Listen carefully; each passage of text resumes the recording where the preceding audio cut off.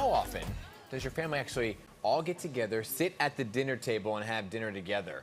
3 decades of research from the Family Dinner Project show regular family meals come with a variety of benefits: physical, emotional, academic. However, you know, with everybody's busy schedules, not everyone is eating together. I'm going to say my family's guilty of that. Yeah. So Monsignor Jamie Gigantiello wants to bring unity back to the table. And he has cooked up some great recipes in his new book, Breaking Bread, and is sharing a meal with us this morning. So great to have you here, Monsignor. Hazel, thank you for having me. Dan, thank you. Yeah, of course. It's great to be here. We like being at the table. Well, that's what it's all about. Your story is really fascinating to me because you were actually a chef. Yes, I attended the Culinary Institute of America, and I worked for 10 years in hotels and restaurants, the Carlisle, the Intercontinental, Gracie Mansion, for Koch. Wow. And then I taught 3 years at Erasmus Hall High School. But I was always involved in the church. Yeah. And at 30, I entered the seminary, and I thought I would have to give up my cooking skills. But, you know, God had other plans, and I used my cooking skills as part of my ministry to reach out to people. That's amazing. And not only that, but you know, I'm sure you're popular amongst the rectory. The rectory. I used to work at the church rectory when I was in high school, and there was one priest who was the chef for all the others. Oh. And we always sent food to the kids working in the front office. That's awesome. We made sure they ate well. That's so great. So now you're out with this new cookbook, right? Yes, Breaking Bread with Monsignor Jamie, from feeding the stomach to feeding the soul. I love it. Wow. And what made you come up with this? Well, I mean, I would say about 12 years ago, our diocesan television station, they revamped it. And they wanted some human interest stories. So they asked me if I would do a cooking show. And that's really when I started to do more cooking. I always cooked at home and in the rectory. And I put the show on. I visited parishes and different ethnic groups in the Diocese of Brooklyn and Queens. We went to different restaurants. I had chefs in. And we tried all different foods and everything. And over the years, people would say to me, you know, why don't you put all your recipes into a book, all the recipes that are on the show? Because they're not all mine. A lot of the chefs, I had Lydia on my show. I've been to Rayo's, Fresco's by Scotto, Rosanna Scotto's family. And I've been on all the restaurants. And I finally put it all in there. But also, I tell my story about my vocation and how people have influenced my life, but also how food brings us all together. And, you know, the meal has always been used, food has always been used. You look in the Bible, you know, we have stories about, you know, Jesus sitting down with his disciples, having breakfast, eating with tax collect. Everything revolved around food. And that's what's missing today in our world. Now, 15 years ago, it started, but more and more so today. And that's why in the book, I talk about the 4 most important ingredients in life. Faith, family, food, and friends. And the table brings that all together. Right. Because it's not just it's not an actual physical breaking bread. It's a symbolic thing to sit down with folks who you may not agree with and actually have conversations. My gosh, remember those? With conversations over a meal. And not only a meal that you're familiar with. You know, trying some new foods and so forth.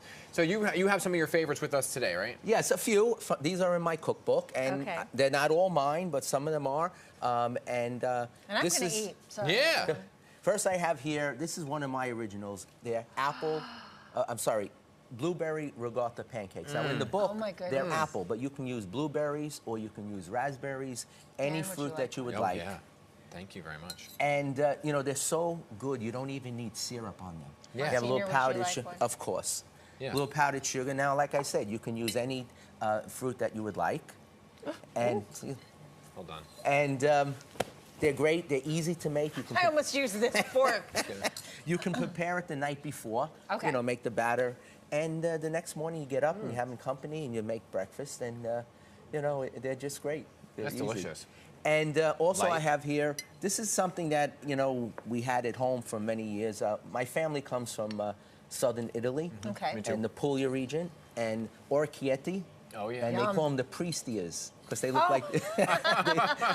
But anyway,